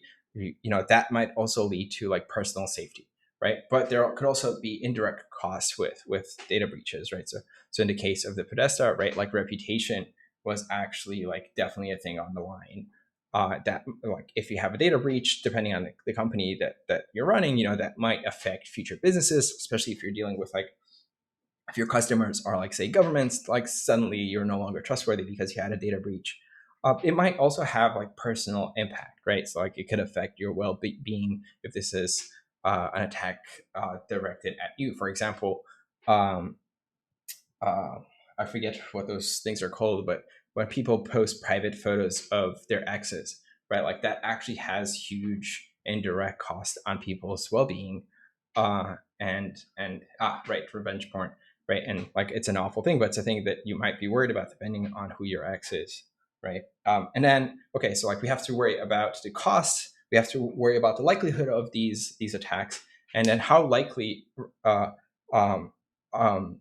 like what's the probability of this attack happening, but also like what's the probability of success, right? So like maybe we know that they're going to keep trying to actually attack us, but if the probability of success is pretty low, then it's something we don't necessarily have to be immediately dealing with. It might be a thing that you put on the back burner. Okay, and then we have to think about countermeasures, right? Okay, so like once we've done all that work of figuring out who our attacker is, whether we should be dealing with this particular kind or class of attacks, and we have to figure out how are we going to deal with those attacks, right? So in this class, we're going to largely talk about technical countermeasures and how you address these different attacks, but there are non-technical countermeasures that I've already mentioned. One is law, the other one is ethics. But there could also be just general policies, procedures, training, code reviews, and all those kinds of things. They're non-technical, but they do actually help, right? Um, and sometimes they fail, right? So like if we're thinking about how would you protect classified satellites, well, okay, what do we do? Well, we have a classification system in the government that says, like you're not allowed to leak, top secret data to somebody in secret or in confidential or even in public, right? But how do we enforce that? Well, sometimes like in software, we can do a bunch of it in software, but ultimately, when I show you an image of, say, um, uh, a rocket launch pad in Iran with our super dope new satellite, you may be, I trust you not to put that on Twitter. And that's, the intelligence, kind of community's approach to dealing with these kinds of things. Of course, in this particular case, this particular image didn't work out so well because it was put in the hands of somebody very orange. Okay, right. And then we have these different countermeasures. We have to think about the cost of these things, right? So nothing is free. There are direct costs. There are direct costs of doing the design, implementation, the enforcement. If your enforcement is not perfect, it might raise false alarms saying an attack is actually happening when it's not. That like is a huge thing on like your employees, on your users. So for example, like one of the things that we work on, like I mentioned earlier, is like finding bugs, right? Like if our tool raised a ton of false positives, and most tools out there do, like developers are just going to tell you to like go away because your thing is just generating false alerts and you're wasting my time and I'm like burnt out from looking at fake alerts. So you have to manage this false positive rate, right? But they're all, and those are direct costs, but they can have indirect costs as well, right? So like I might lose productivity because the new security process that you're imposing is making me go through a bunch of loopholes, right? Or like the security mechanism actually has like performance overhead that I now have to worry about how to deal with, right? Or it might add complexity that before just didn't exist, and that again just like leads to shipping code like slower. And kind of like our challenge as security engineers is really to rationally like weigh the cost and risk, right? So like human psychology, like we have to like take that and we're really super bad about reasoning about like the likelihood of attacks. So and like this is like why we're actually seeing like a ton of breaches is because people are just like making these bad decisions like, well, I'm not likely to get hacked, I haven't gotten hacked, so like what's the point of spending this money and time on doing this, right? And this is kind of like where every startup starts, which is like sometimes is reasonable, but other times it's completely not. And I've been like with in meetings with folks from like big companies who are like, well, we don't have to worry about this, this is only 3% of our code. And I'm like, okay, cool, so like what code is this? And then they describe what code it is, and that code handles everything secret, like super secret information that actually like a bunch of you probably like gave this company. I'm like, it's 3%, but like a bug in there is like way more serious than like the other 97% because everything goes through here. But in general, like this is like something that we're bad at, and even as security kind of researchers or engineers, like we're pretty bad at communicating this too. It's actually really hard to explain to people why they should do something because we're just like really bad at evaluating risk. And if you want more proof, like burning California is another thing that we're really bad at and has a similar feel to this of like, well, we're not seeing the consequences now, so why do anything about it now? Okay, so let's do some exercises. So the question I have for you is, should you lock your door? Right? So like, what are the assets that we're trying to protect by locking our door? Right? So like in my house, it might be like my computer and my dogs and cats. They're pretty cool. Right? So like, what is a reasonable, exactly, like valuables, right? So like whatever we have in our home. What are the realistic adversaries that we should be worried about when we're thinking about locking our doors? Who's the actual adversary, right? Like, why do we use keys? Yeah, exactly. Like basically like you're like walk by thief or robber, right? Like it's not going to necessarily be somebody who can pick locks, right? Like why am I not worried about that? Well, if they can pick locks, they can probably get in through other means, like probably even uh, just opening my window because my windows aren't locked. Exactly right. It's like getting into somebody's house is actually not that hard. But like once you're in, like you have to think like if you're an attacker, where like that's a weird situation. So you have to be in a pretty desperate scenario to actually do this. Yeah. Okay. So like what is the risk assessment? So like what is the likelihood of this thing? And I guess what did we define risk assessment as? Um, great. So what's the cost? And then how likely are the attacks? And right. Sorry, I keep forgetting like how to balance that and the cost benefits because they're actually pretty tied, right? So like, what's the likelihood of an attack of somebody actually doing this? Yeah, it's pretty low. Okay. What's the success rate? Yeah, it does actually. Yeah, that's a very good point. It does depend on the neighborhood.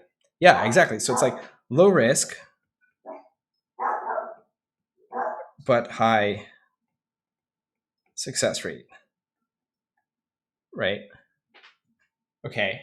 What are the countermeasures? Well, we have basically locks on our doors. We can add different kinds of locks. Exactly. Alarm systems, cameras, better locks, right? So like they're definitely like, so the keys that you've seen at UCSD, which I will show you, but I will try to, you've seen these locks, these keys, yeah?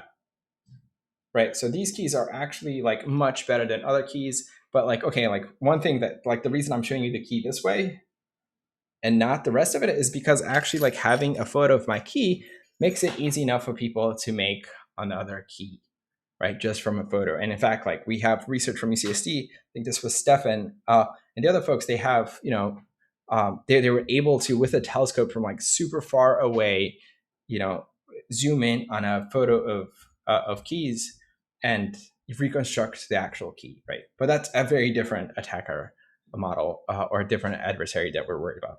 Okay, so like, why do we actually lock our door? Well, the cost and benefit is super cheap, right? It's not inconvenient. It's really cheap. Might as well do it. Okay, I do love the alarm system, right? As another countermeasure, right? So alarm systems are actually kind of interesting because they're like actually way more costly. Um, what do they actually do? Well, they kind of just generate noise, or maybe they record the burglar, but that doesn't actually do much because it's usually pretty hard to figure out who that person is, or usually cops, unless there was something super serious, won't actually pursue that thing. And so like this is like one of the reasons why I don't have like, for example, camera inside is because you're also violating privacy, right? So like one of the things that's kind of interesting is, especially if these are internet connected cameras, somebody can actually get at this information because the way they were designed is not going to frankly be that good because their margins for building a camera that preserves, uh, that preserves the confidentiality of your data is actually pretty hard, right? So like they got the camera working, making the camera secure is a whole other hard thing. So a thing that you might use to help with your home security might actually end up working against you in different ways. Personal arms would be a good deterrent here. I think locks, just locks. Like locks are good. Locks are pretty good. Everything else ends up being used against a slightly less, I don't know, reasonable attacker model. I think if that's your attacker model, there are a bunch of like really hard things to actually really deal with. Okay, here's another one that's more towards things that we know pretty well. So should you actually use automatic software updates? So okay, like what's the goal of software updates? What is it actually trying to protect? Yeah, exactly. It's giving us patches to fix vulnerabilities in software that we use. And what we're hoping is to actually make sure that those vulnerabilities can't be exploited by attackers to then, I don't know, steal information that we might have in our system or compromise our machine to use our machine to carry out, denial of service attacks or send spam or so on and so forth. Right? Okay, so who's the attacker that we're generally worried about when we're thinking about software updates?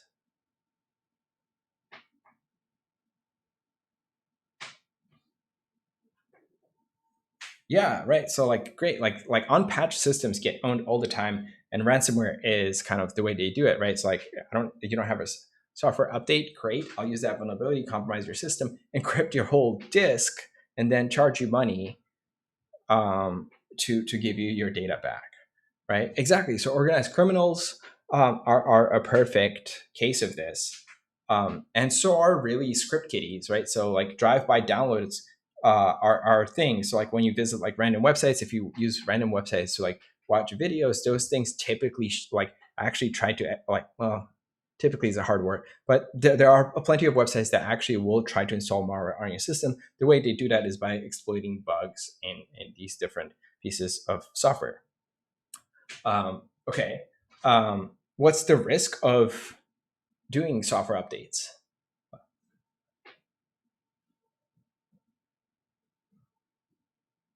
Right. So okay. So like a software updates can introduce like other bugs. That's definitely true. Most of the time, that's like inevitable. So you might as well get the update.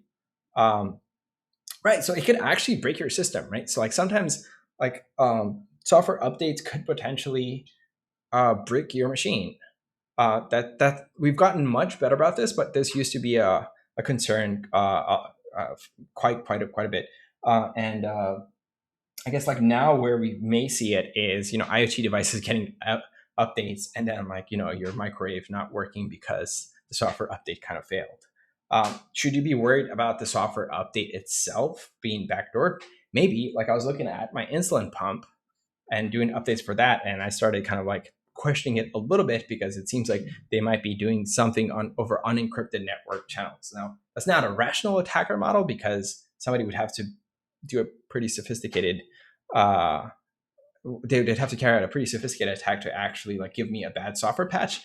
But if they did, that could potentially kill me, right? So like the paranoia hat kind of kicks in.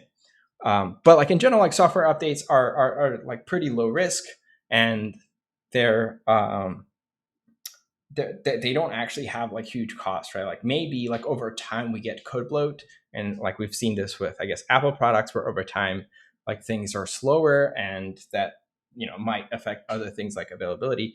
But overall, they're pretty low risk and pretty low cost, so the benefit is pretty high. Um, Okay, so like in general, software updates, good idea. But there are things to think about, and there are different settings. I guess here I'm talking about general application software updates. There are definitely cases where software has been backdoored. So that is like when you're like say using third party modules. Yeah, exactly.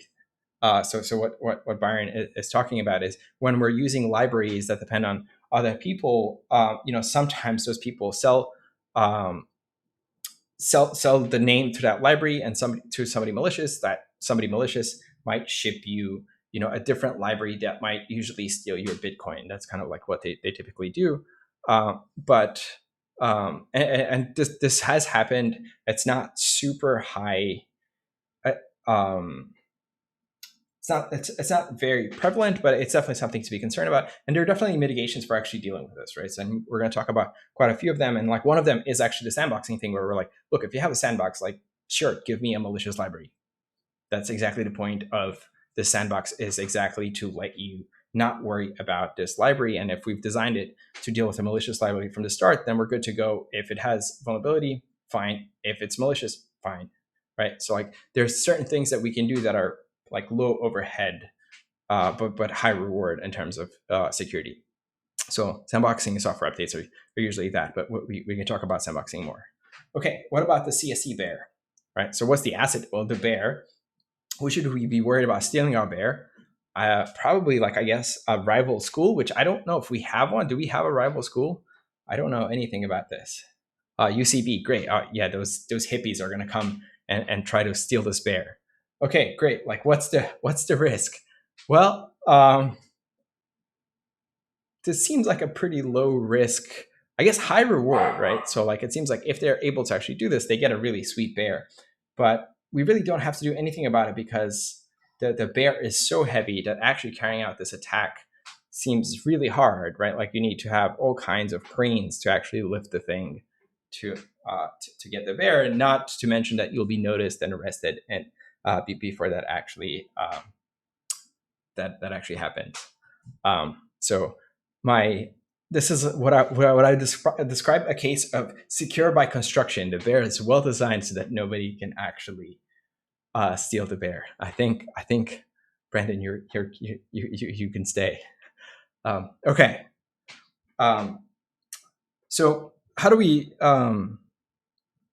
actually design systems, and how do we think about secure design? Well, one thing that you'll is easy to kind of do, and a lot of people fall into this trap, is basically that they're trying to convince themselves that the system is secure, and you're going to make up like weird excuses for how it's secure. That typically doesn't work. So my research is in building secure systems, but the way that I've found useful to think about the security of these systems is essentially by identifying the weaknesses of the design and focusing on correcting them. Right, like even secure systems, when we build them, they're going to have bugs. Secure mechanisms, secure systems have bugs. The way to deal with it is to find those weaknesses, find those bugs, and focus on correcting them. And kind of like one thing that I used to like not put on the slide, but is there now, is that like they're now actually we're in a slightly more modern era where we can start formally reasoning and formally proving that our designs are actually secure. And so you're probably not going to do this if you work on an like average company, but some companies like Amazon are actually trying to do this for real, right? And we did this with the Mozilla folks, and other folks actually worked with both Mozilla and with Google on actually shipping software that is formally or has a mathematical proof that it does the right thing, where the right thing might be a security property or a functional correctness property, or actually both, right? But realistically, like we're not yet in this world of flying cars. It's going to take a little bit of time, and even then, we're going to have to figure out how do we build and how do we verify systems that are like huge and large. But kind of there are ways to build systems that are secure, and the way to kind of approach this until we get formal verification be slightly better, but even then is to think of this as a process, right? So you kind of have to keep building and iterating on the security of the system, and you kind of have to do this from day zero. Like I love when people are like, well, we're not going to worry about security until we actually matter. And this is kind of like a thing that you'll hit in the startup world. Well, once you matter, it's like too late. Like it turns out that retrofitting security after the fact is actually really hard. Like we've worked on this. This was like actually like one of the things that my startup was doing, but that is really hard to do. Like to actually retrofit security on top of an existing system is non-trivial, and it does have other like effects. Like performance might be a thing that you just have to deal with. So is that something that you're willing to deal with, like when you hit like year 3? Or is it, whereas like if you started from day zero thinking about security, you probably wouldn't have to worry about security costing in terms of performance at all. Let me look at these two questions. So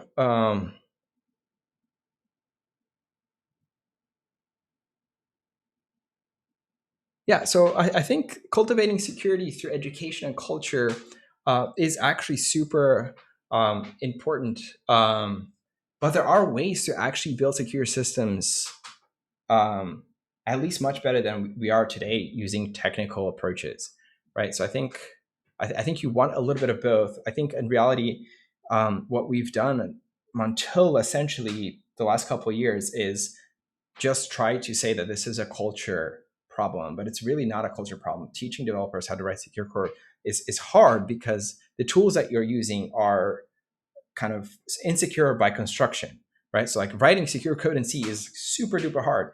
But if I give you this like slightly more specific domain specific language, you can still do the thing that you were doing. You can do it really well, and it's secure by construction, right? So like we can actually build, at least, and this is, I'm very biased because this is like exactly the kind of work we do, but we can build languages and tools and compilers that help you get that extra mileage so that you can build these kind of secure systems by construction. And then like sure, like you have to still like actually have like good practice. And what I've noticed is that the only like people who really will use these new tools and languages are people that already care about security, right? So like Mozilla, for example, like they really care about security because Firefox is a high target.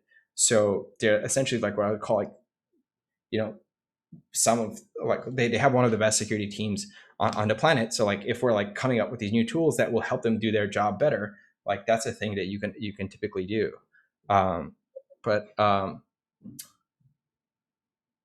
Yeah, so I think it's true. So okay, like there are interesting points about security, like in contrast to other things. So like one of the interesting bits that makes security different from say performance is with performance, somebody could always be okay. This is like 10 times faster, right? There is a number. With security, like actually saying this is like X times more secure doesn't it's not a thing that computes. So actually convincing people that they should do something is inherently a harder thing, but it's definitely something that like we can over time do. And I think like one of the things that I'm hoping that you get out of this class is actually like thinking and looking at code very differently from what you did up until now, where if you look at a piece of code, you can actually spot things that would be security vulnerabilities because now you have an attacker mindset before you're like, the thing works as intended. But it's like, okay, but if I give you a 5 instead of a 52, then your program does a very different thing.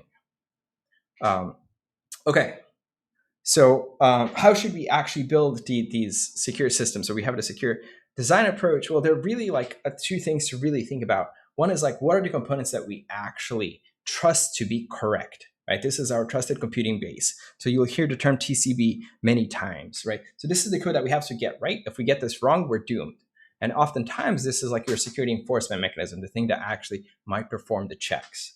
Right? So this is like a thing that we always have to think about. And basically, like when you're thinking about building systems, you want to minimize the amount of code that you trust. This sounds a little weird, but like the thing that you trust has to be as little as possible because that's like something that A, you can audit, but B, you can maybe even verify, right? And if this is what we're trusting, then suddenly like everything else gets the benefit of this trusted computing base, right? But if our TCB is huge and complicated, you're basically doomed. And a lot of systems are kind of like in that boat, but there are many examples of building systems out of untrusted components, which basically means like we're going to not trust most things except for this little piece, and that makes it much easier to actually build a gigantic system that is actually secure. The other thing to think about is where is your attacker coming from?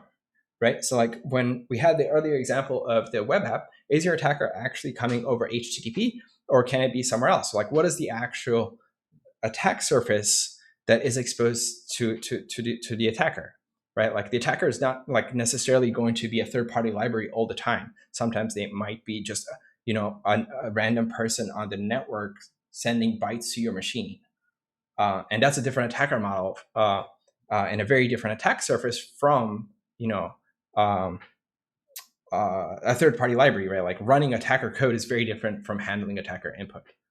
At least like it's much harder. Okay, so like once we've identified these things, right? So we want to reduce the TCB, and honestly, we want to reduce the attack surface as well. But at the very least, like this might not be possible. We can at least be aware of where that is. And then when we build systems, we should follow a bunch of principles, right? And I can't stress this enough. One of the most important bits in security is for it to be simple, right? Like you're gonna like potentially read papers in security that are super complicated, and that to me like immediately gives me a bad feeling that I'm not sure if you got this right. But it's like if it's simple, if it's obviously correct, that's usually a really good indicator for this being a pretty good security mechanism. And it's again like something that is simple, we can usually verify way more easily than something super complicated. The other thing is like open design, right? So like security through obscurity is not really a good way to go about life. You should assume that the attacker knows kind of like the crypto protocols that you're using or the cipher that you use, and then if you have that assumption, and you can build an actually secure system as opposed to relying on this hidden information from the attacker. And this is like just over time we've seen this just fail many times. So would increasing the capability of the system, would the trusted components increase as well? So that's actually an interesting question, right? So, okay, like if I minimize my TCB, but now I'm over time evolving my code base and adding new things, does that mean my TCB grows?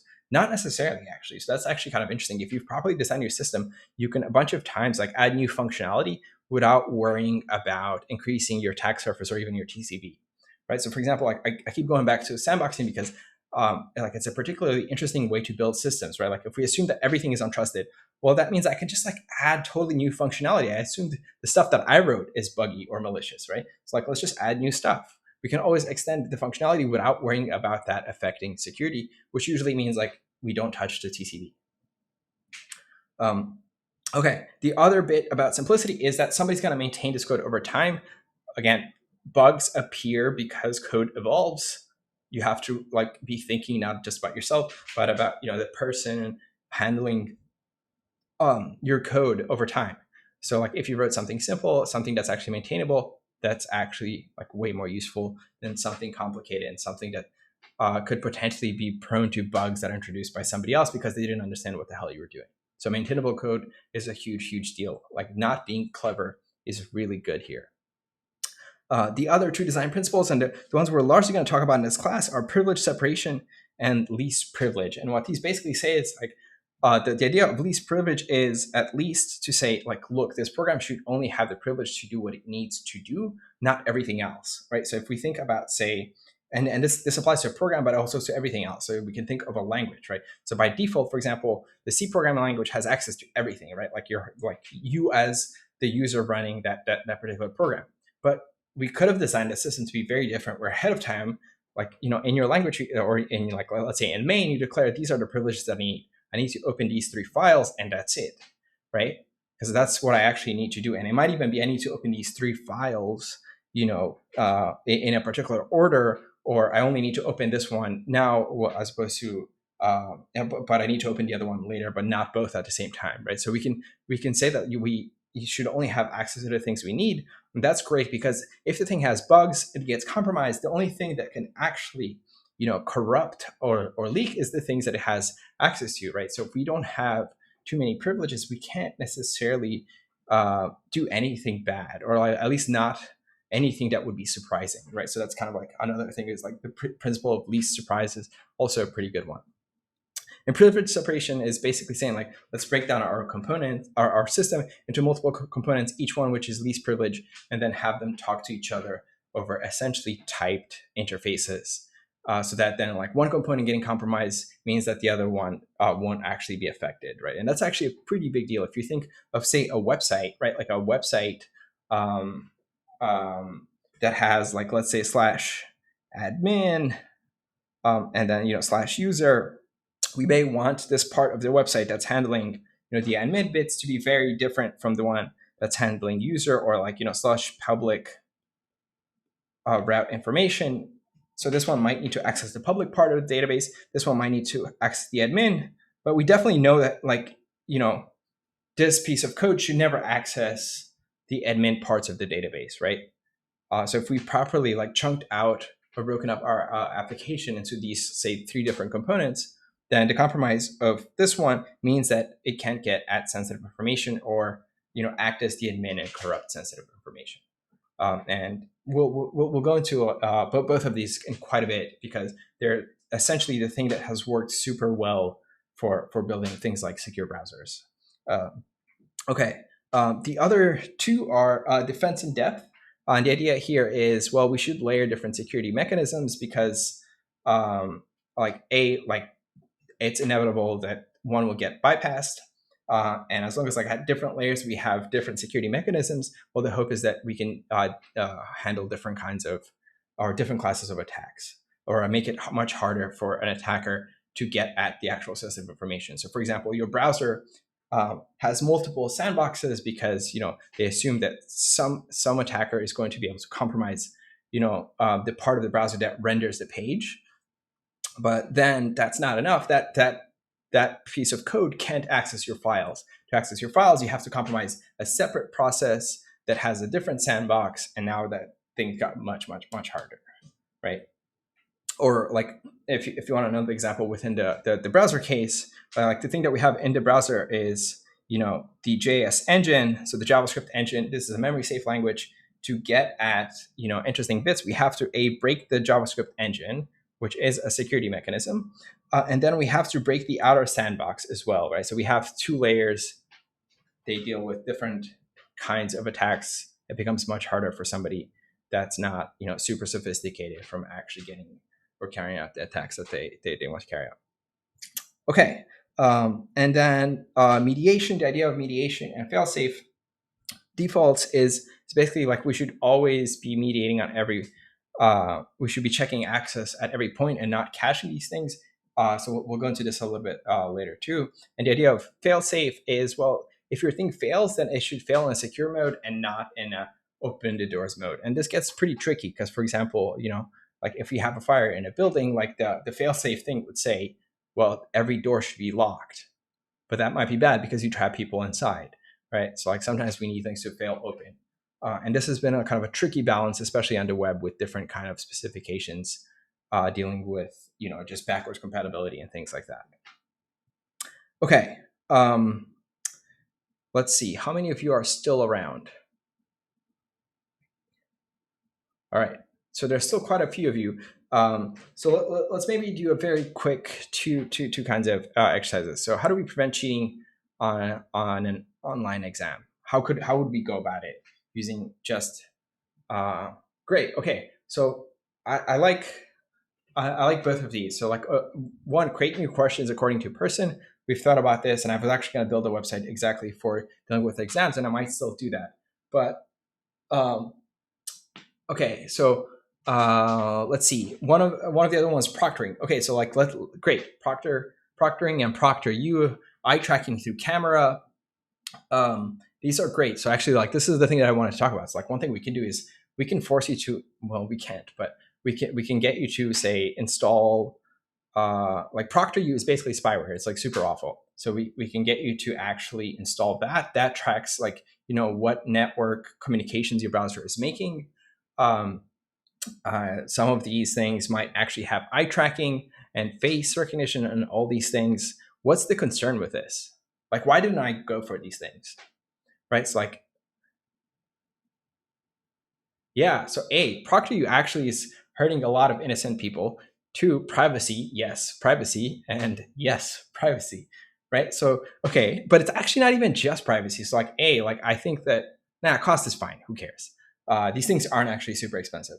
It's just that they're a huge violation of your privacy. The other thing is I'm not super convinced that they're not actually making your machine less secure, right? Like, you're installing this, like it's making your attack surface slightly bigger, right? So now you have this like extension that's super complicated, and we've looked at some of these things, and I'm just not sure that the extension can't become an attack vector for somebody else random on the web, right? So like whenever you have this extension installed, it might run up on a particular page. If my evil page can actually right, like my evil page can get your extension or exploit a bug in the extension, this extension might then talk to the other process on your machine, and then get at your actual files, right? So like sure, it might take multiple chainings, but if you look at a lot of these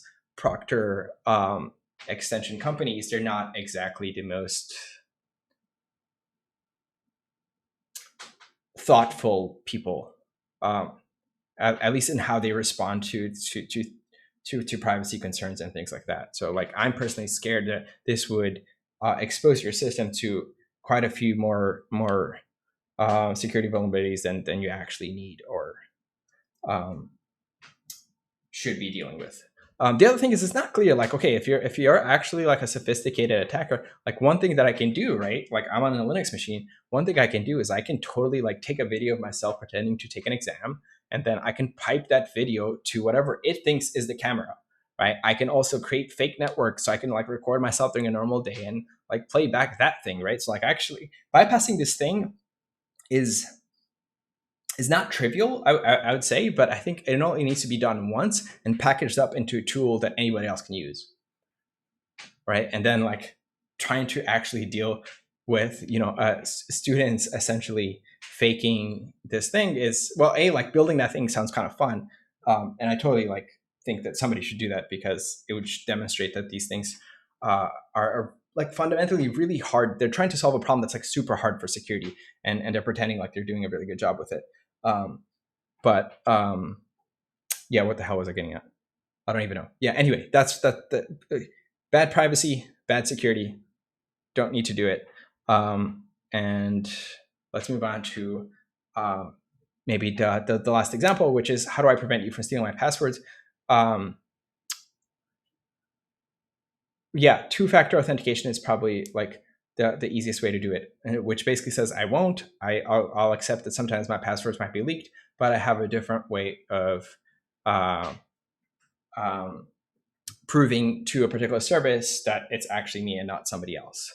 Yeah, so like definitely use different passwords for different websites. Use a password manager, right? That's like a huge thing. Like whatever password you may be actually creating by hand is actually not going to be random. So password managers are a big deal. It's worth having one. Even the built-in ones are actually much more. They're much better than doing nothing.